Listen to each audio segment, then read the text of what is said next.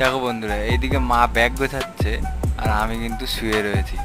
তো হ্যালো বন্ধুরা, কেমন আছো তোমরা সবাই? আশা করি সবাই খুব ভালো আছে এবং সুস্থ আছো। দেখো আমাদের বাস কিন্তু এসে গেছে আর আজকে আমাদের গন্তব্য কিন্তু শিলিগুড়ি।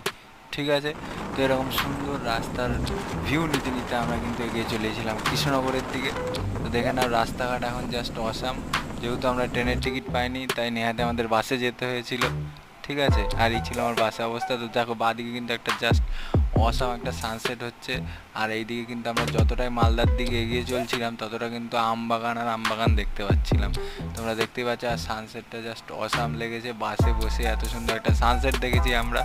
অ্যান্ড ফাইনালি আমরা কিন্তু অবশেষে গিয়ে পৌঁছেছিলাম বহরমপুর। সময় তখন ছিল 8:45। ওখানে আমাদের রান্না বান্না হলো এবং রান্না বান্নার পর আমরা খাওয়া দাওয়া করে কিন্তু আমরা একটু রেস্ট নিয়ে নিলাম।